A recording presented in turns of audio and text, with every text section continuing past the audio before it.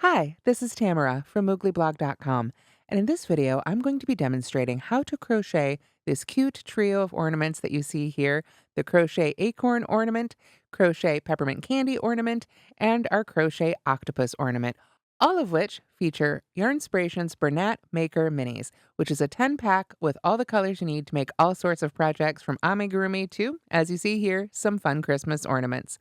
To make these ornaments, I used a USH 5mm crochet hook and several colors of the Bernat Maker Minis.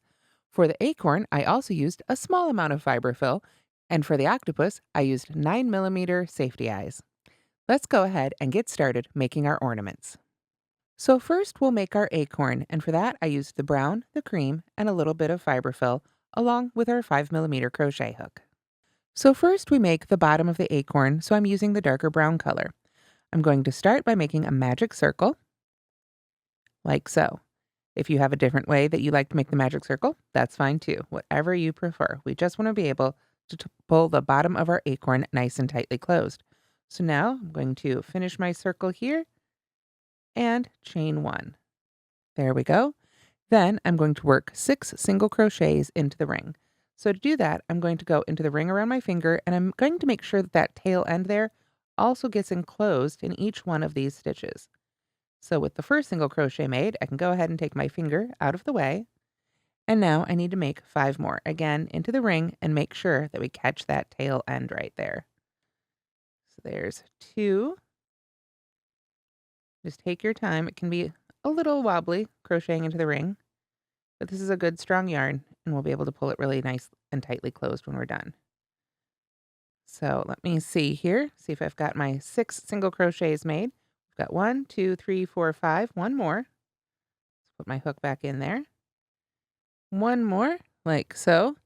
And then we're going to join with a slip stitch to the first one. But before I do that, I'm going to go ahead and tighten up the bottom of my acorn. So I'm just going to take the tail end here, and you can see, get that other end out of the way there, just how well that closes it up really beautifully.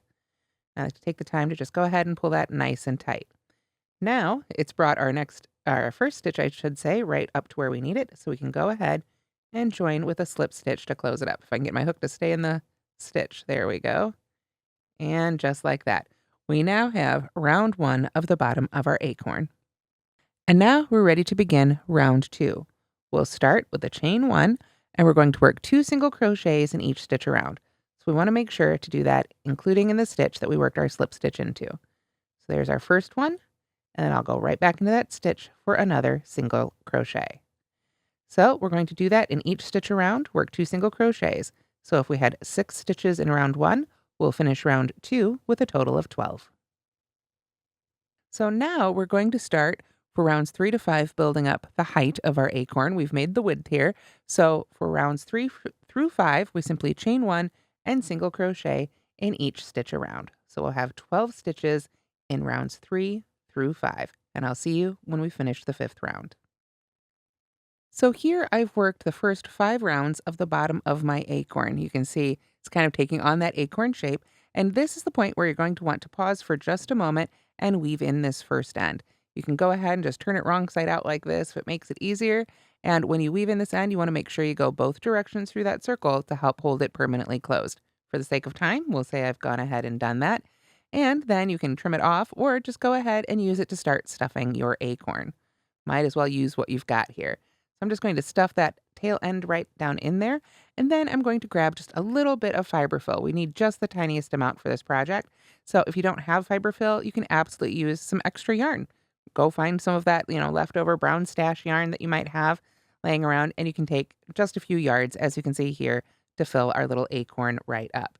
So now we're going to go ahead and work round 6, and I want to try and kind of push this stuffing down out of the way here as I work round 6, and then we can add a little bit more at that point if we want. If it's really causing a lot of struggle, you can take it out now and just try and stuff it all in after round 6 if it's easier for you. But let's go ahead and work round 6 now together. I'm going to start with my chain 1, and then we're going to single crochet in the first 2 stitches.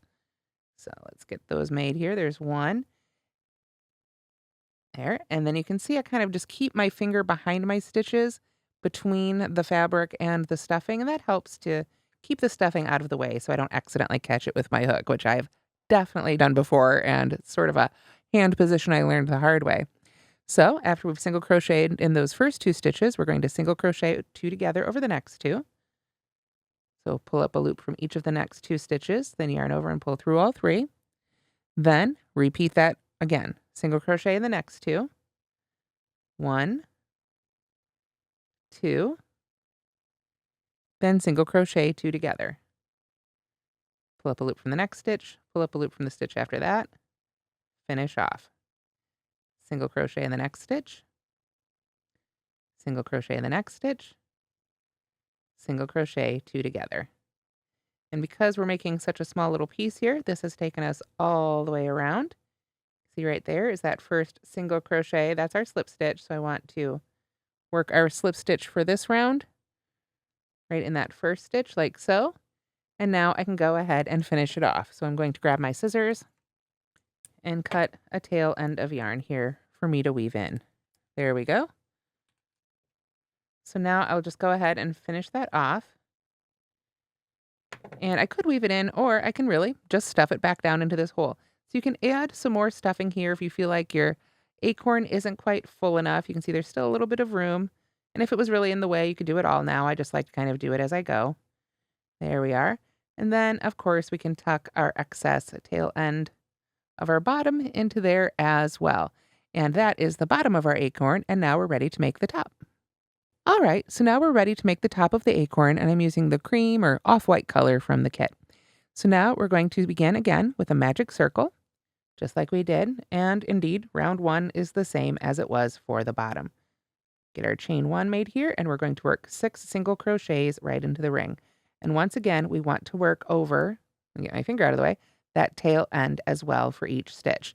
We will eventually pull this all tight, but we're going to wait on it a little bit. We want to get our hanging loop through this circle as well. So when we finish up round 1 here, we're going to pull it most of the way closed, but not quite all the way closed.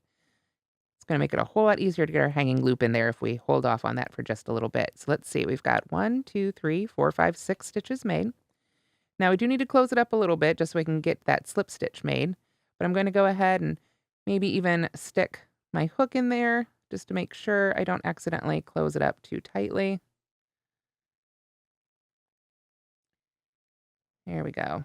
We just want to make sure to leave a little bit of space there.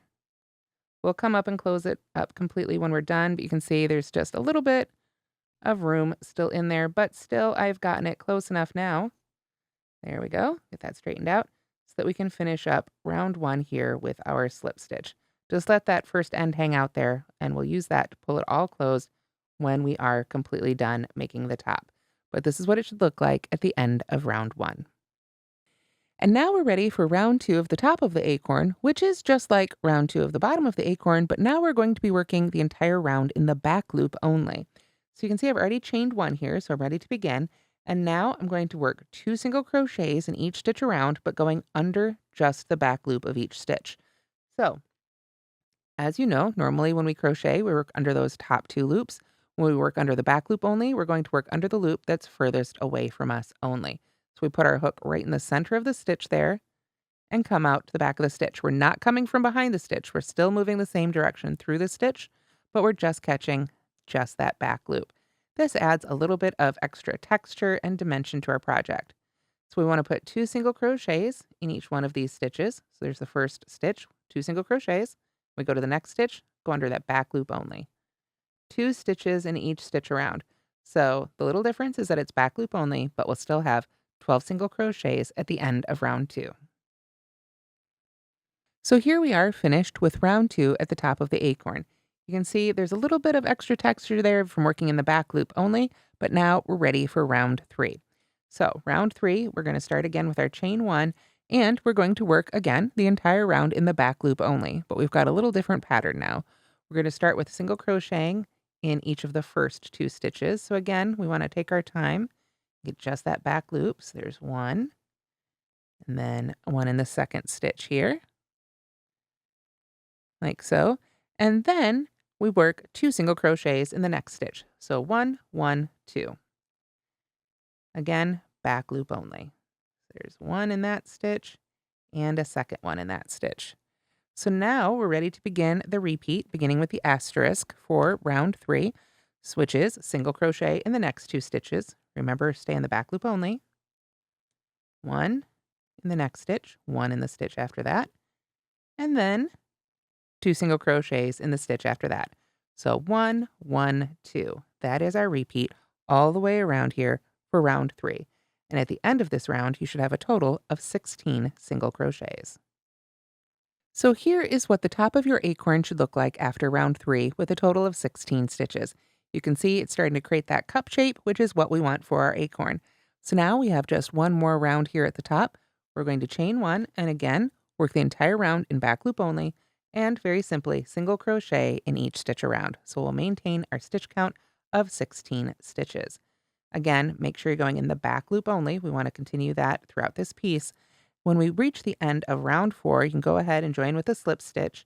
And then we want to fasten off, leaving a nice long tail because we'll use that tail to sew the top and the bottom together. But still don't tighten up that magic ring at the beginning of the top. We've got one more step before that. So here is our almost finished top of our acorn. I haven't tightened the middle, but I went ahead and broke the yarn here at the end after I did my slip stitch, leaving a long tail for sewing. So now what we want to do is add our hanging loop before we close up this center. So I'm going to take the cream yarn again. I want to make sure it matches. And you can cut whatever length you want. The longer the loop you want on top of your ornament, the longer you should cut this piece.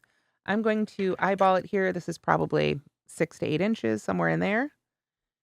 And that should be plenty for me. So whatever length you want your hanger to be, you want to cut about twice that, plus a little bit more, because we're going to fold it over just like this.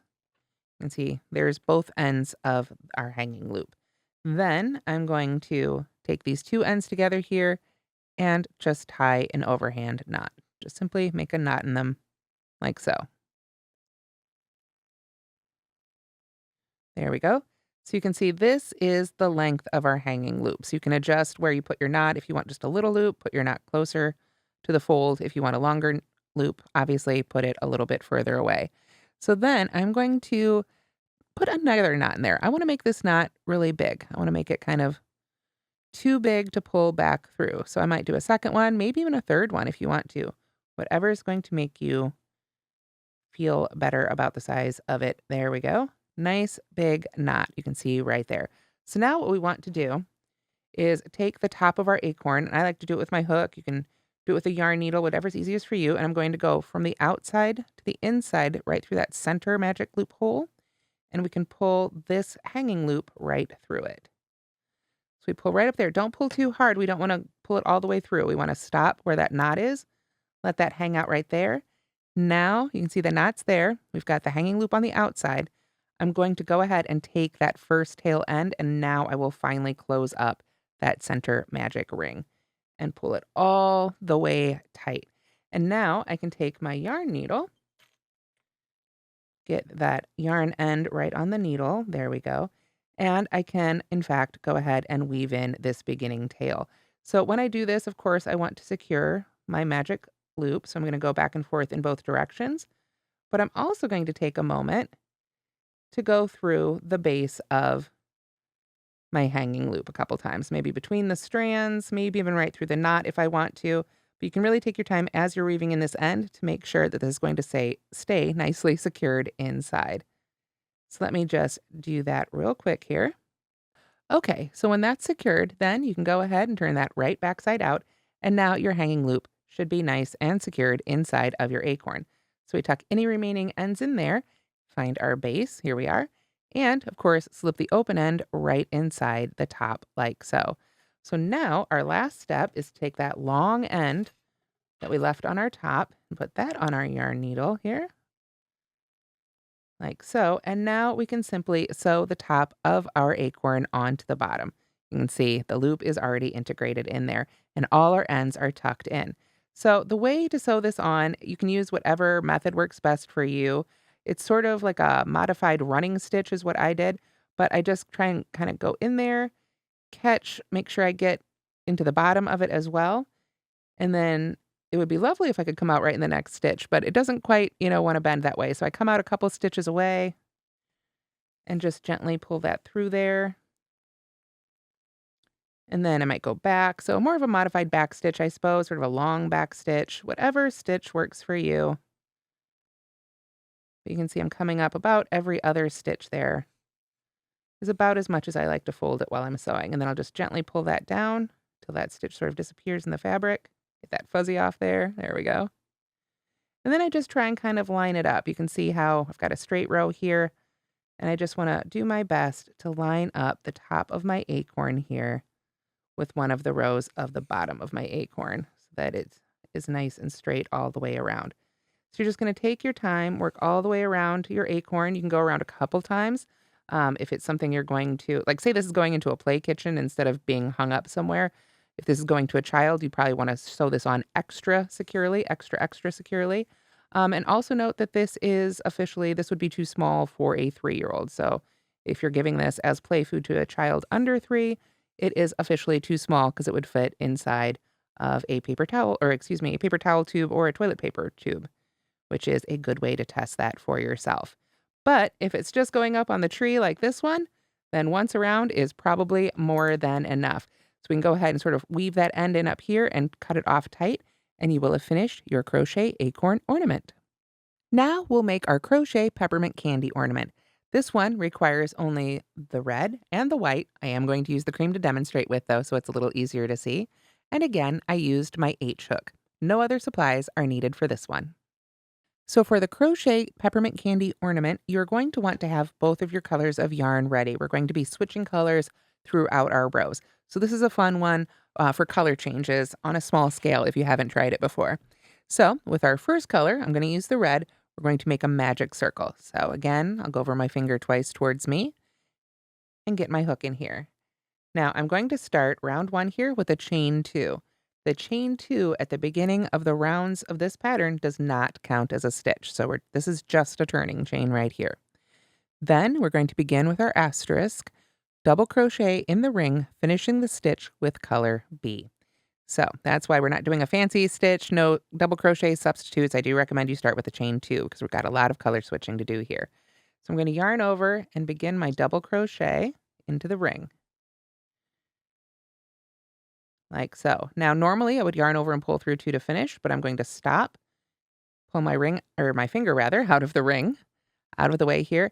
And now I need to pick up our color B, which should be white. Again, I'm using cream to make it a little easier to see today. And I'm going to use this to finish the stitch.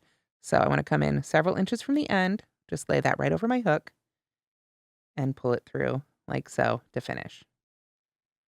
Now, we're going to be managing our yarns here. If they start to get twisted, you can take a moment and untwist them back here at the skein level. But for now, we just want to concentrate on keeping everything sort of nice and neat here as we work. So we have our first double crochet in the ring. Now we're working with color B. So we double crochet into the ring, finishing our stitch with the next color. Now, when we do this, what I like to do is I'm going to go into the ring. I'm going to go ahead and work over my working yarn in color red. I'm going to go ahead and work over the tail yarn in color red because I need to be able to pull this whole thing closed. And I've got the end of my white here as well, just to tack it down. So we've got all 4 of those pieces of yarn on top of the hook here when I yarn over and pull up my loop to begin this double crochet. I'll yarn over, pull through the first 2, and now I need to stop again and change colors. So I come back down here to what we've got going on down here. I find the end of the red yarn that is attached to the skein and make sure all my other yarns are held down here with the ring out of the way, and I can finish this stitch with our red. Then we do that again. We keep going all the way around until we have a total of 10 stitches made. So far we've made 2, 1 red, 1 white. So let's make our third one. Yarn over with the red, go into the ring, yarn over and pull up our loop, make sure all those pieces are enclosed. Yarn over and pull through 2, stop when there's 2 loops left on the hook, drop the red, find the white that's attached to the skein, bring it up, yarn over and pull through with that one. Then we do it again. Into the ring, stop when we've got 2 loops left on the hook, drop that color, find the red attached to the skein. Yarn over with that. and pull through to finish our stitch. So now we've got 4. You can see we've got red, white, red, white. Again, we want to have a total of 10. So we're going to continue doing this all the way around. Let's do it once more together. Yarn over with the red, go into the loop. Yarn over and pull up our loop. Yarn over and pull through 2. Drop the red. Take your time here. Find the right white one, not the tail end, but the one attached to the skein, so you can finish the stitch. Start the next stitch with the white. Make sure all those pieces are together with their ring. Yarn over and pull up a loop. Yarn over and pull through 2. Drop the white. And find your red, like so. So you can see it gets a little bit easier as you go. If you just continue to work over all those strands, it really does sort of take up that space and make them a little easier to see. So we're going to continue working into this ring until we have a total of 10 stitches, 5 red and 5 white. So now you can see I've made my 10 stitches. 1, 2, 3, 4, 5, 6, 7, 8, 9, 10. So now I'm ready to go ahead and close up the center here of our magic circle, and we can go ahead and make this one really tight. So really, we started it with the red, but we want to pull back on both that yarn and on the white end as well. Let me find it here. There we go. So we have these 2 cut ends right here. So let's go ahead and pull on both of these to close up the center of our ring right here. You might need to pull on them individually. The red one, you'll need to pull a lot more than the white. We just want to make sure the white isn't loose inside there. But the red is what will actually close it up. So you can see with a good strong tug there, we have closed up the center of our peppermint candy. And now I'm ready to join that first stitch with a slip stitch. So here we are with our finished round 1, and you can see I've joined to the top of that first double crochet, not to the top of the chain 2. So now we're ready for round 2, and we're going to start again with our color A here and start with a chain of 2 that again will not count as a stitch. Then we are going to work 2 double crochets in the first stitch, finishing the second stitch with color B, then 2 double crochets in the next stitch, finishing that stitch with the next color. So basically expanding our circle. So let's go ahead and go into that first stitch. And now I'm going to leave the 2 cut ends, the tail ends, if you will, hanging out there. I'm not going to worry about those anymore.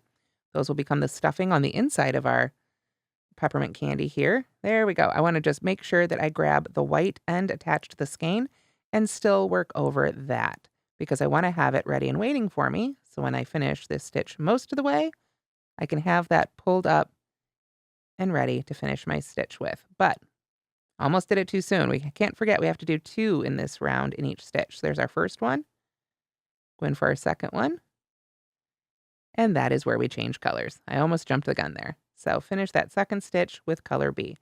Then we go to our next stitch, and you'll notice I'm working with color B, so I'm going into a color B stitch. When you're working the second round here, that's helpful to help keep you on track. Make sure you don't miss any of those color changes.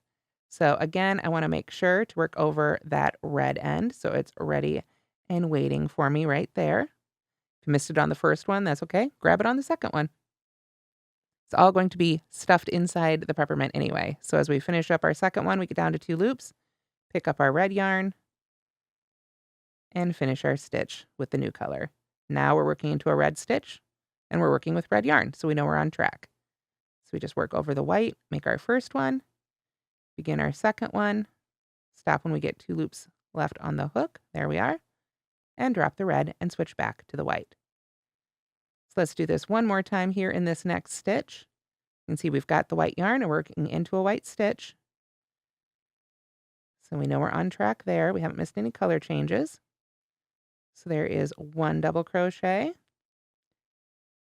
start our second, and switch to red at the last minute to finish it up.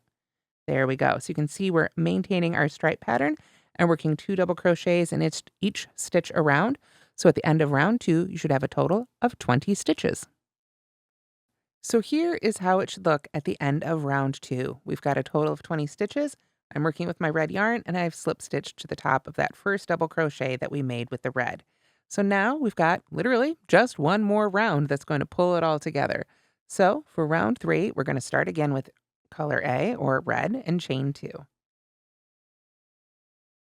Those chain 2, of course, do not count as a stitch.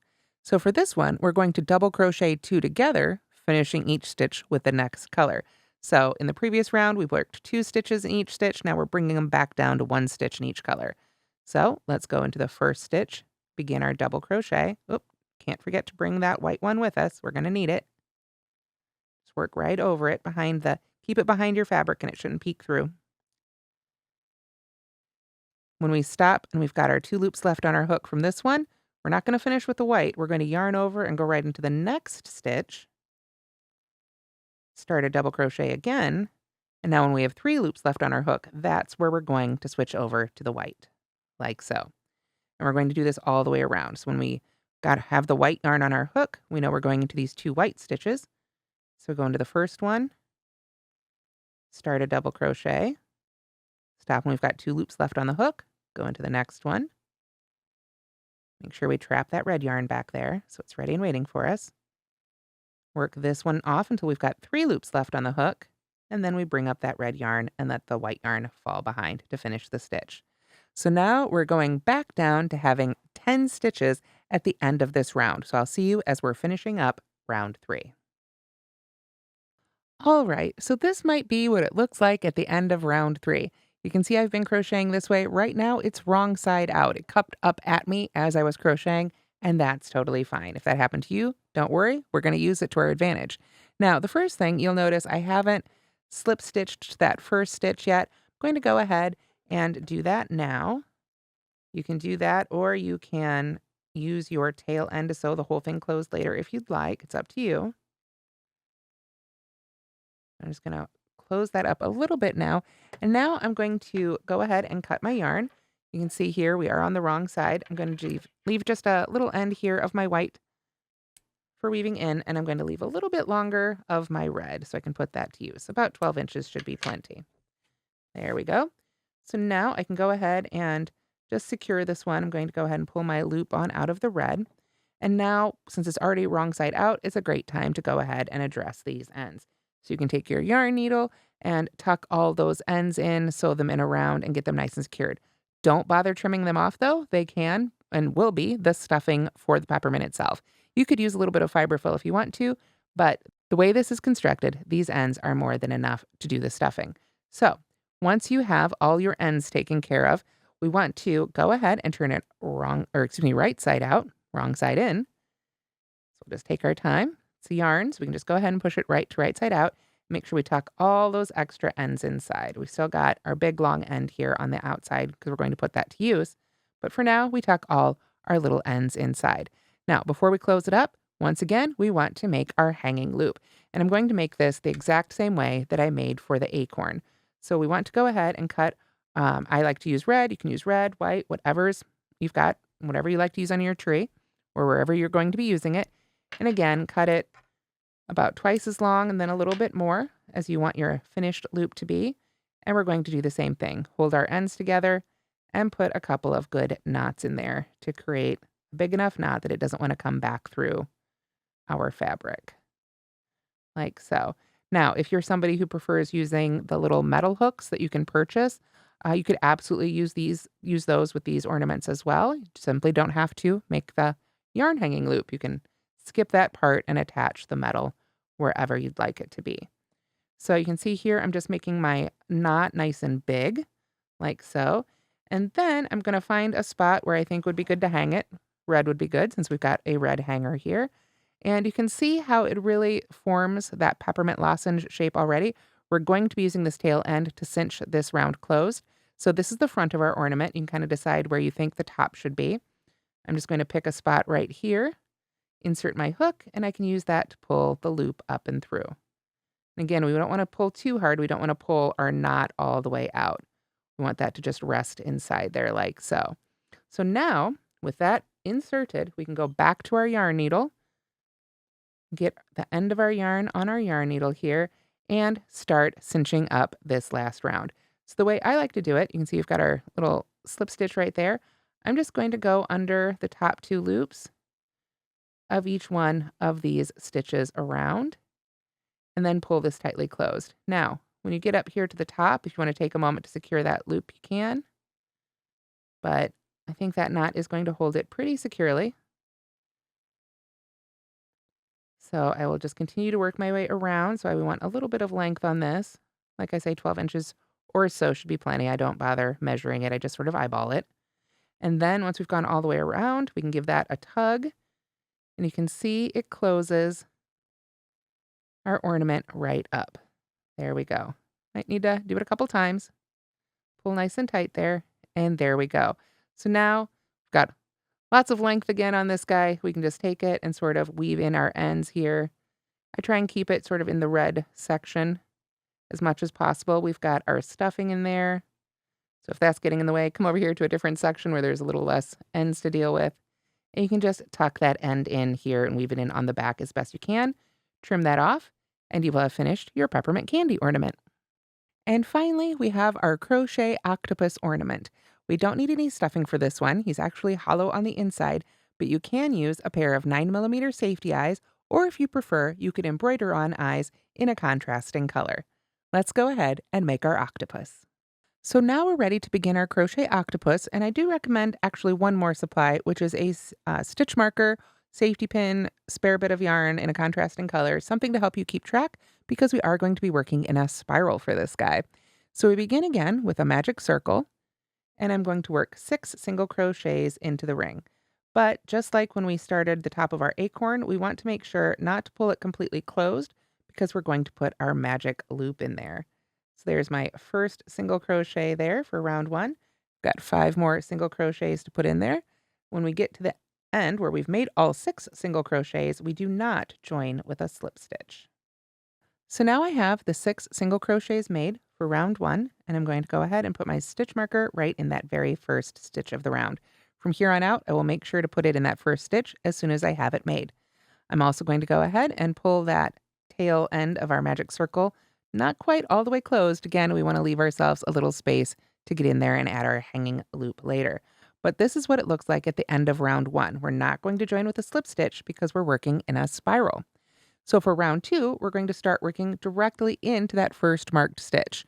Again, we don't need to chain because we're in a spiral. So for round 2, we work 2 single crochets in each stitch around for a total of 12. We go right into that first marked stitch. So I'm going to move the stitch marker out of the way. Go right into that first marked stitch, right, or the first stitch, I should say. Make our single crochet. This will be the new first stitch of round 2. So that's where I want to put my stitch marker. And then we need to put a second single crochet in that same stitch, like so. So then to continue around, 2 single crochets in each stitch. 1, and then 2. So I'll see you as we finish up round 2. And so this is what it should look like at the end of round 2 with a total of 12 single crochets. Again, we have not joined with a slip stitch, but we know we've reached the end of our round because the stitch marker is in the very next stitch. So for round 3, we begin by working a single crochet in each of the next 2 stitches. So we want to move that out of the way. Put a single crochet in the next stitch, and then that's where we're going to put our stitch marker. So we put our stitch marker right in the top of that first stitch of round 3. There we go. Then we single crochet in the next stitch, and then work 2 single crochets in the stitch after that. So it might be a stitch pattern, multiple, that you recognize from the top of our acorn. 1 single crochet in the next stitch, 1 single crochet in the stitch after that, then 2 single crochets in the stitch after that. So 1, 1, 2, 1, 1, 2 is our pattern all the way around for a total of 16 stitches in round 3. So here we are at the end of round 3, and you can see it's cupping up at me the same way that the pieces of the acorn did, as well as our peppermint. Again, we can just push that this way if we'd like, so we stay on the outside of our octopus. And now we're ready for rounds 4 through 7, which are all the same, simply single crochet in each stitch around. So we're maintaining our stitch count, but because we're not joining or chaining 1 at the end of each or beginning of each round, then we want to make sure to keep moving that stitch marker on up so we can keep track of where we are. So now we've finished rounds 1 through 7 for our crochet octopus ornament, and you can see we've made the head. You can also see we still have that little opening there for our hanging loop. Again, if you're going to use a metal hanger instead, you can go ahead and close that up. But for now, we're ready for round 8. And round 8 is where we add all of these fun tentacles to the bottom of our octopus. So we begin by chaining 7. 1, 2, 3, 4, 5, 6, 7. Then we skip the chain closest to the hook and we're going to work 3 single crochets into each remaining chain. When I do this, I very much like to work into the underneath portion of the crochet chain here. I find it gives a nicer finished edge. But if you prefer to work under a different portion of the chain, that's up to you. Each one is going to give your octopus its own unique look. So, skipping the chain closest to the hook, I'm going to come to the next one and work 3 single crochets into there. So there's 1, 2, get that through there, and 3. Then we just go right to the next chain and do the same thing. 1, 2, 3. By working 3 single crochets into each of these chains, we're going to create that curlicue. It's a really fun technique, not only for making tentacles for octopuses, but you can add, doll hair, do fun effects on all sorts of things, beanies, hats. You can have a lot of fun with this particular technique. Now you can see as it hangs here, it's twisting and stuff. If it becomes too twisted, I'm not sure where I'm going, I just let it hang till it's nice and still, and then my chain lines up nicely. I can find that very next chain. So we're going to just continue working our way up this chain, working 3 single crochets in every chain. So now I've worked those 3 single crochets in each remaining chain. You can see we've come right back down and there is our first marked stitch. So when you're making these curlicues, you can see they can kind of go a bunch of different directions. And you can kind of twist them whichever way you like to go. If I go this way with it and sort of wind it up like this, you can see we get sort of the traditional curlicue shape, but you can play with them and absolutely style them however you like. Now, once you've got all those made, then we go back to our pattern and it is time to slip stitch in the next 2 stitches. So our first one's actually going to go into that first marked stitch. And because our tentacle is so dramatic and obvious, we don't need to worry about our stitch marker anymore. So I'm going to slip stitch into that stitch and slip stitch right into the next stitch. And then we begin all that again. Chain 7, skip the chain closest to the hook, 3 single crochets in each remaining chain. When you get back down, slip stitch in the next 2, and do it again. As we come around, we'll have a total of 8 tentacles. So after you've worked all the way around, you'll come back around with your tentacles, slip stitch in the last 2, and you can go ahead and cut your yarn and weave in that end. And then we can add another hanging loop just like we did the other 2. Go ahead, tie the ends together, and you can send it right up through that center hole. You still have that beginning end to weave in, so after you've put the loop through there and tightened it all up, you can use this end, again, just like we did on the acorn, to help secure that loop a little bit more if you'd like. And of course, the final step is adding the eyes. You can see here I added the safety eyes right about halfway through the body. You can, of course, use different eyes, embroider them on, and add your own personality to your little octopus. And that's how to crochet all these cute ornaments that you'll find as a free pattern on mooglyblog.com. Again, please go to the link in the description or go to your favorite search engine and type in Moogly, Octopus, Acorn, or Peppermint Candy Ornament, whichever one you're looking for, and it should come right up. Thanks so much for watching, and don't forget to like and subscribe.